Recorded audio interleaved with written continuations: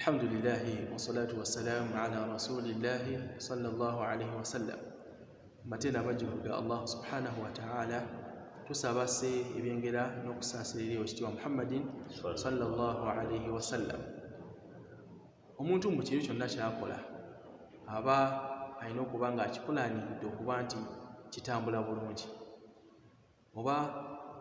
omusiraamu mukana akaseera ak'ekisiibo okuba nti olunaku lwalufunamu bulungi alina okuba nga alupulaaningidde tutambula lutya, biki byasoosa na biki byakola ki byasembyayo. So olunaku olwaleero njagadde tube nga tugabana oba nga tudisikaasinga ku nsonga omusiraamu ayinza atya okutambuza olunaku lwe. Nga olunaku olwaleero mpisa ne sheekhe wange Sheekhe Sufyan Abbas Masimbe ne Sheekhe Ibrahim Sulaiti Kalibbala nange kennyini Muhammad Sulaiti Kalanzi.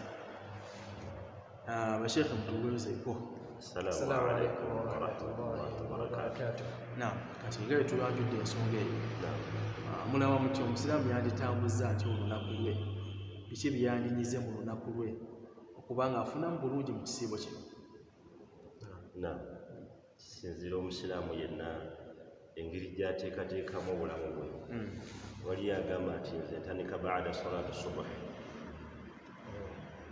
Waliwo ate omulala atandika naga ati nina okuzuuka nsaleko salatu tahajjud before subuhi kati azuukuka mangu sawa nga 9 dakiika nga 4 zidakiika 2 nakola ki nasala bbiri nya nawanyagira Allah wekitiibwa kubanga okusinza ku mbeera gye tulimu eno tulina okweyongera okusaba nnyo Allah tabaraka wa taala. Amasomero gaggaddwa, emizikiti giggaddwa, ebyenfuna byonna byesibye nate nga Allah tabaraka wa taala atusuubiza naga ati nno ekiseera ekyabeera ku gula ekisooka ani ansaba nkole ki ani annegayirira mu kukole ki. So kitegeeza nti nno akaseera ako mwanadamu agamba nti nno nze this period of Ramadan nina okuzuukako mangu nsaleyo neziba dakiika 10 nsabe Allah covid ona amugyewo nsabe Allah amasomero gaddemu tugamba nkakasa nti bapulani nungi kiba kitegeeza nti omusiraamu kiyandisooseza ku timetable ye ey'olunaku yandisoose n'abala akadde eddakiika entinitini adde ako tennatuuka yasooka n'ayimirira n'asaalayo z'asadde neetondera Allah amusonyiwe ebyasobezza oba byajja asooya ate n'abeera ng'asaba Allah mu kaseera ako. Kati kanambeemu kiba kitegeeza atulabe eyo abasobola okukanotiina tiwemba simbadde sikiina mu bintu byenkola oba tonnaba kubeera nga osala swatu subuhi tonnaba kubeera nga olyaddaawo sooka tisi dakiika 3 dakiika 2 oba 5 obeere ng'osalayo labira akemu obeere obaliko wali abasaddeko ekiro. Kati wogamba 2 wogamba emu kiba kitegeeza alina sala witiri yokka. Witiri kitegeeza weyasadde talawiya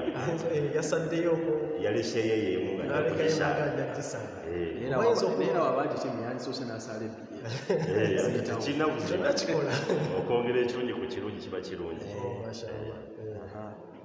Kati awo tuvuddewo amaze okusaala asembedde eddaaku eddaaku bajogeddeko bingi naye kati ekibuuzo kirina okwebuuzibwa eddaaku eyo ebeera embudde ki era bw'aba ali ekigero ki yeefiireko bwefiizi mu mmere oba kikyalina okulya. Tetuyinza kwemenya naddaaku kuba omubaka yatuwa engeri yenja yaddaaku ng'obudde gye buggwerako tekyandibaye kyabunaanyizibwa omaze tahajjudi ssaawa 9 kitonoonaniko okulya ddaaku ekyo obaolya kyeggulu oba toli ku ddaaku kyandibadde kirungi eri obudde gye buggwerako dakiika nga 5 nobeera ng'omulya. Kitegeeza si kya sunna okukeera ku ssaawa 10 zenga 10 netandikirawo okulya so kiba kya sunna ku kadde akasembayo oba ovudde mu taakhiru sahur.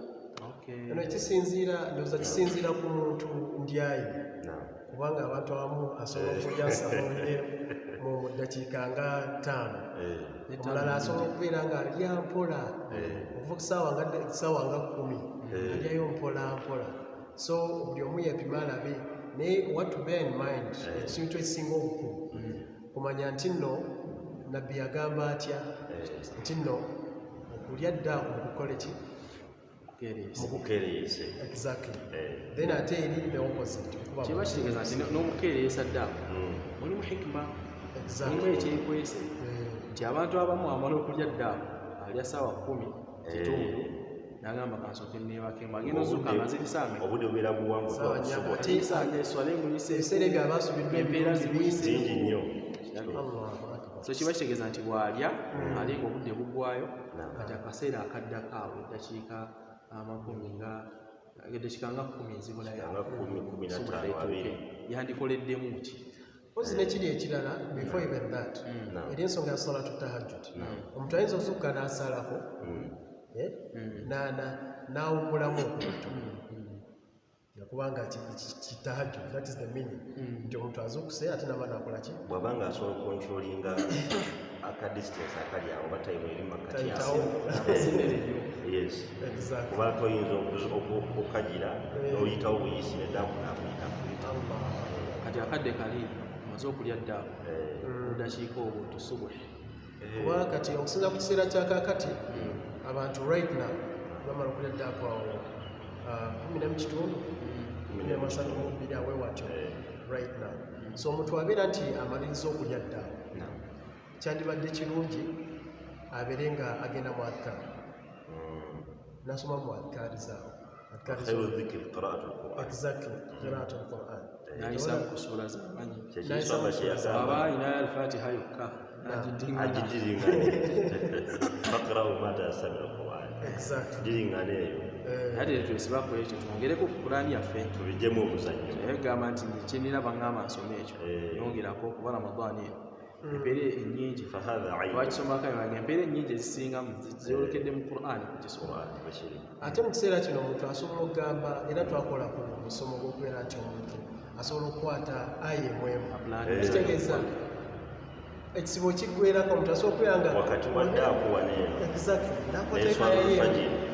neyesiba ku aya emwemu engulikanako abantu batera nnyo okwagala zino suratu rahman nagala nze ekisibo kino nogifiirako asobola okikwata bulungi kitegeeza nakwata aya emwemu peesi ye talina pressure siba kitegeeza wakiggwerako abafunye bingi kisobokera ddala niwekigaana abaana abiri so kitegeeza mu time eno mwogerako omuntu asobola okulaningiramu ti time eno prior to salatu subu nsobola okubeera nga nkola ki nga nsomeramu obanga nkukwatiramu aya yange wanekolamu murajaa kubanga basahaba bayogera nti no kamukana baina wali okumaliriza neswala alfajiri nebagala ekigero kya aya 50 olingasoma kiba kitegeeza oli waba agambye kukwatirawo emirundi 5 netusoma obaga recommended okumuntu okujingana aya eyo gikwata gaba gaweddeyo ng'emaze n'okunywera kati n'agenda awavuddewo n'agenda n'asala salatu eswala subuhi yangisaayidde mu mbeera ki kati ng'abasajja abalina zi families waka abantu abaleke basaale bokka buli omu asaale ekisenge kiki ekyandibadde ekyabuvunaanyizibwa swatu subuhi netukisaala mu jamaa tetukyalina kyansi genda ku masajja tetujja kugamba nti genda ku muzikiti naye kyandibadde ne musaayira mu jamaa n'abaana bo omwana omuto omuzuukusa emyaka 10 kudda waggulu muzuukusa asaale 7 n'omukyala wo muzuukusa musaale naye maana kubateekateeka tarubiya mashallah kuba on the same note wesanga nti ekitegeeza tate wakasobola okusaaza abantu asobolera ddala tulina n'abakyekirina bekyeyagamba omukyala afumbira omusajja ali diini nga diini sikunafu wabula olw'okuba nti tusuubira nti ow'eddiini alifatiha abagimanyi abamusajja mugwe mumaka buli ensonga aba agirinako naye era abantu abasinga balina alifatiha era nkakasa program za ihsan nebaganda ffe abanaze bakola abantu batandise okuyiga eddiini abantu beeyongedde okuyiga eddiini mu mbeera yonna yonna ensaana era nkakasa omuntu wewaka bataata wewaka asobola okubeera nga alina essuula ze nga 3 alina essuula ze nga 4 mashallah waziyada n'okusukkakaawo kakati after subuhi sheikh after subuhi kiki yandikoleddewo yesa amaze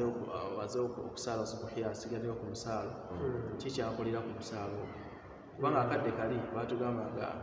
abasheekha abatusomesanga nti akadde ako oba omaze subuhi sigala ku lusaalo paka enjuba wekolaki kadde kaba kalungi nnyo osigale ngaoleta alfikaali osobe ku Qur'an okoliremu ebirala ebyenjawulo naye ate tolina kusaalira okuba bagamba nti siwati kolaki kusaalira wawo titio tulina okubeera kati byonna bye tubadde tukola wali era tubireeta ne mu kisiibo naye jasi tubyongeramu nga tumanyi nti Allah agenda kukola ki agenda kubisaamu empeera then ekirala kyendowooza nti omuntu okusinza ku mbeera gye tulimu ya COVID-19 amasomero maggale abayizi tusobola okubakubiriza mu kaseera ako kafuta subi barevizingeko tulina abakandidates ba P7 balina ebintu bingi ebyokusoma senior 4 senior 6 abamu ku university bali mu kukola bibuuzo era abuyitawo babusuula dda so mu kiseera ekyo ekyafuta subi omuntu ayinza okugamba nti I can read like 45 minutes n'asomako then ekirala kye tutayinza kwerabira era nti emibiri gino eno oluusi gibeera so dormant ddala mu period eno omuntu naga nti ajja kukola atolayooko oba otudde wansi totambula omuntu abeere ne schedule nti akuba pressure-ups zaawo oba abuuka kumuguwa kubanga na Muhammad sallallahu alaihi wasallam atugamba okubeera nti netukipinga nga المؤمن قوي sikubeeraawo ogondagonda mubeera bwe bakusanga tosobola tolina kyoyinza kulemaana kukebera nesola enyini tukisalisa era osanga olinga munafu era omusanga ali awo agayaala era kati abantu abasinga bali waka so emirimu mitono sibakitegeeza nti eno emmere erina okukola so as a plan omuntu abeereko ne time gyakolamuko n'okugatta ku kiri ekyogamba eky'abaana okusoma nakana akaseera omuzadde waba alina kyamanyi asobola okufuna akadde n'asomesa abaana be mathalan abazadde abasomesa abaana adde oluusi gye tusomesa ase abaana baffe gye basomera abaana bateeka mu masomero g'osuubira nti bajja kufunamu bagenda okudda eka badde oludde okola omurakaba olaye batambula batya genda olaba nga baddirira ate seko okimanyiko omulimu n'abo walimu kasomesa mutabani we kati tula omwana omuceeke Qur'ani ali atya wabanga abadde mubi mwongeremu mukwatemu mukadde ako kuba obudde oba bukyali fresh aba akyalina ku maanyi naye nawe ng'okyalina ku maanyi omwana omuwuliriza ku dduwa gy'osoma ng'ogenda okulya ogenda okwebaka zitandikirwako eza buli abantu bakola challenges ez'enjawulo oyinza okusawo challenge ewaka nti leero tukola challenge y'amannya ga Allah challenge eyo nali njagala gikola abantu tubagambe oli asoma naye nsoma limu nasoma limu asoma limu n'endala challenges nyingi biidhnihi taala byonna weesanga nga biri mu mbeera nti nno biri mu lunaku olutambuza otya tiziramikale mu mbeera sigamba abaana nti va ku makya bali ku firimu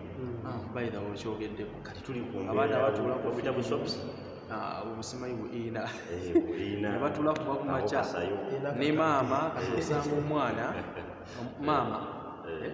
n'abaana bonna abawala ne batali bonna nga batudde ku TV balaba era nga bakikwataomumanyi kati taata ye omulimu gwe nga yeebase kitegeeza kyandibadde ideal omuntu abeera nga avudde era akoze zino ibaada n'azikola n'atambula bulungi okubanga saazi twayogedde tekigaana kutuulamukaawo n'olaba but at least nga olina byokozeeko si kuwemalirayo wenna abavubuka tumanyi okubeera ku game PlayStation FIFA abantu ne PS na biki omuntu asobola babusiba exactly so nga tekyandibadde ideal omuntu kubeera nti nno okudde ku makya oza okusoosabya Allah osadde swala mu jama osomyeko then nomala after life tugambe like towards dhuhur oba after lunch nogamba nti no n'owumulamu oba nogamba nti kanzanyeyo maki nga 5 ku FIFA 20 at least nga ku mizaani yo yo balance nga pulani yo oba tyamitebuyo ng'ebalansi exactly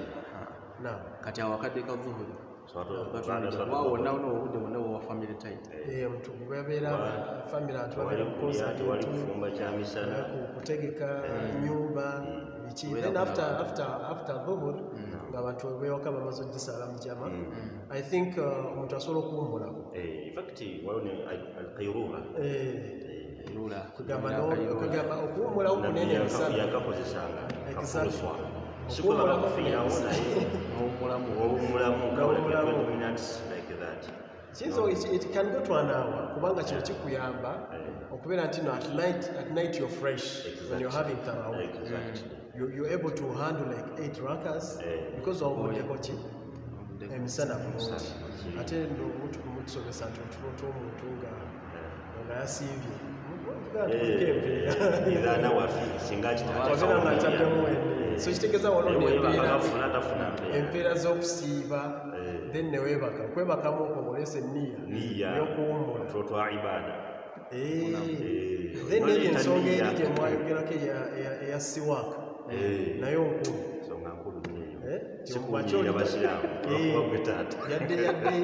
yadde akawo k'omusiibi kabeeranga misiki naye ate era ku makyanga lusinzembatandika okwogera abantu buli omu abeere ng'ate so these are very important things so chef nga ogambye I think after dhuhur ntasobola okuwummulako then wali asr n'azuukuka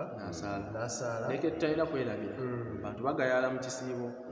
eswala ze n'azijja mu budde obutuufu olw'okuba nti yasiibye enjala emuluma ayagala kuwummula naye baka n'ayisa ku zuhulwayo yagisalira asaatudde takyasobola kutanso nifanna bweruti so tubeere bavunaanyizibwa eswala zitambuze mu budde bwazo kubanga buli swala Allah agiwa obudde bwayo then kati asuli ewedde kati akadde ako in fact katono nnyo seeka okubeerawo timetable mu bulungi nnyo mu budde bwo n'okuba accurate olina sooka perfectinga budde bwa swala omusajja omu yagamba omuntu akeerera subuhi kizibu okumanaginga time emirimu egisigadde gyonna kiba kiri kuba eri starting point singa batugamba okudduka n'otandika nakuwenyera baba ozijukiza abasajja bano abasajja abo bawandiika ebitabo waliwo ekitabo bakiyita 5am club ekitabo ekyo kiyigiriza abantu okukeera era ng'okeera okwo abantu kwegamba nga ze zimu ku nsonga ezireetera abantu okubeera nga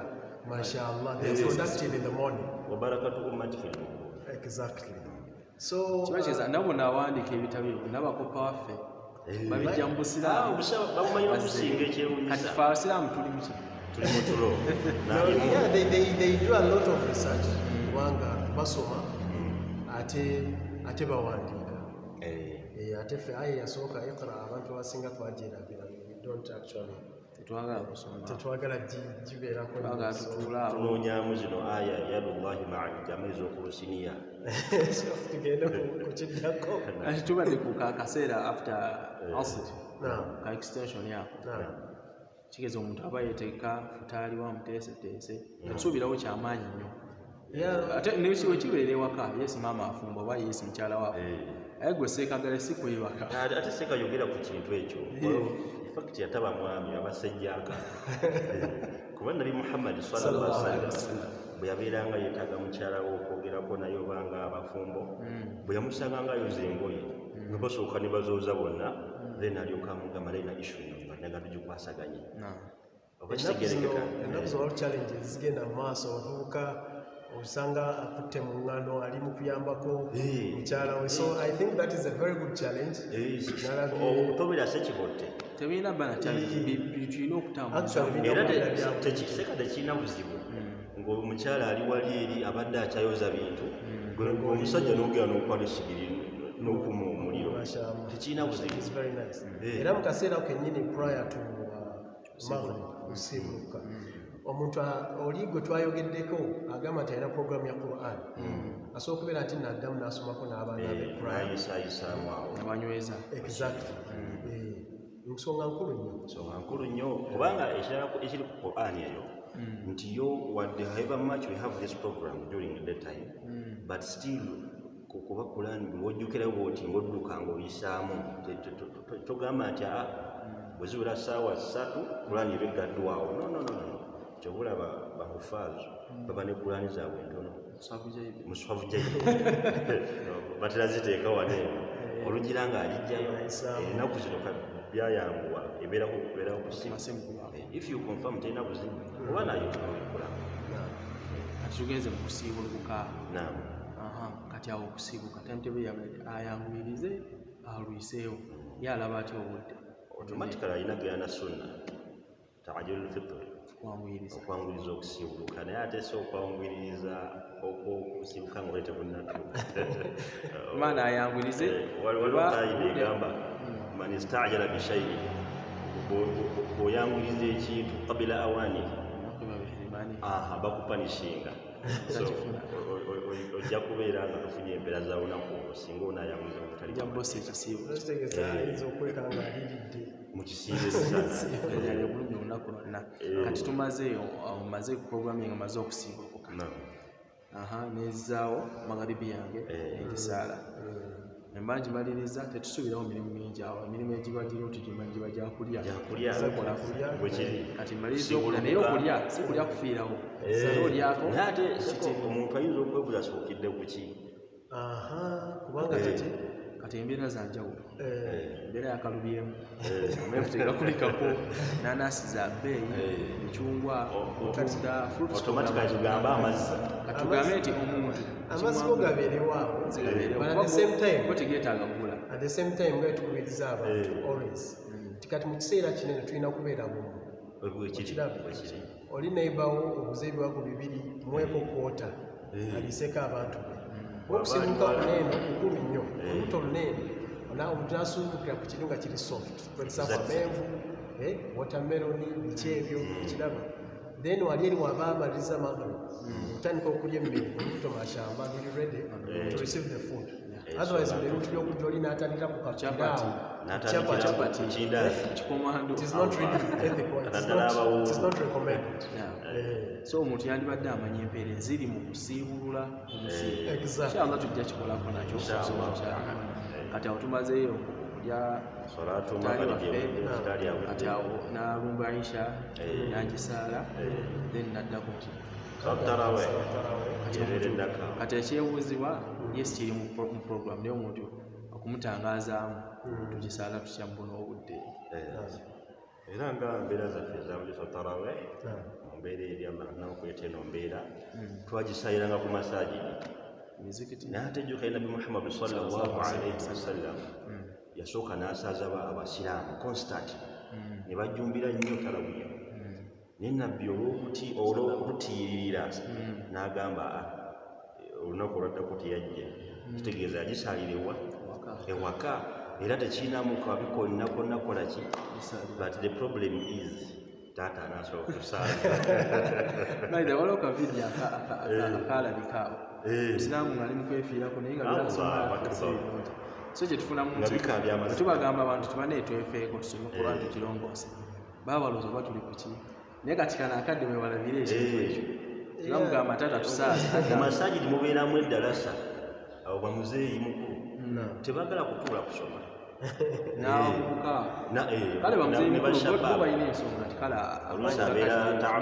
omuvubuka ki ekigaano kusoma of course ebyo byonna weebiri kubanga omuntu ayinza okubeera nga mutuufu ayagala naye nga wallahi ali bizi okiraba naye awo ne tubeera nga tukubiriza omuntu nti mu mbeera ng'eyo oli bizi nnyo obeera nti oyagala okwakiivinga okusoma kumenyemenyemu okiraba oli ali bize nnyo ayagala kwate buli nnaku peegi namba tekisoboka n'omwana afudde tafiiru kuva kumaja paka kireyinza okukwata haafu kati omuntu akola tuba tulowooza nti kati menyamenyamu omwaka gugweyo amtelingi omwaka neguggwayo ng'olina aya 9 omwaka mulamba efulia bw'oboogera ku Umar radiyallahu anhu bagende bagamba yamala emyaka 10 ng'ali ku Bakara not because yali takwata bulungi but kiri more useful kwata mpola ekitono nga kiri perfect kimanyi tekigenda kukola exactly okuba n'ekingi nga kirimu tukubiriza abantu abaagala okukwata Qur'an muli busy teutufa wakusayi ng'oli mu kufa So ogamba nti nze buli week nkwata aya 3. That means at the end of the year you have some good ayas. Osobola okusaza abantu aya 3 buli raaka.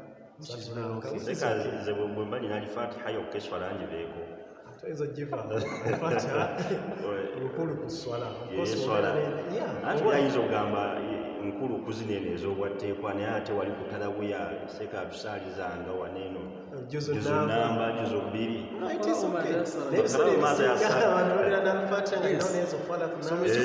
zisome abantu mubasaaze bafune ezo embeera ez'okubeera nti nno guno omwezi baguyimiridde. Waliwo oli agamba nogamba tunasoma ziri muntu ezokka aba ziri mutima wakazi then Sheikh batukubiriza okubeera nti osobola okukwata Quran n'osoma tilaawa ebbanga ly'omala nga you are going to guide yourself nga tegenda kukutawaanya nnyo kubanga teswala kuba osanga omwana Adamu n'abeera ngautadde kuli oluusi waba agenda ku rukulu n'agikwata no you can set it n'oteekawo akatebe taata wasoma tilaawa bakuyitangako babafumbiranga embuzi ekyewunyisa bafumbanga mbuzi kubanga baali b'amaanyi nnyo era gamba kapasiti gye basomerako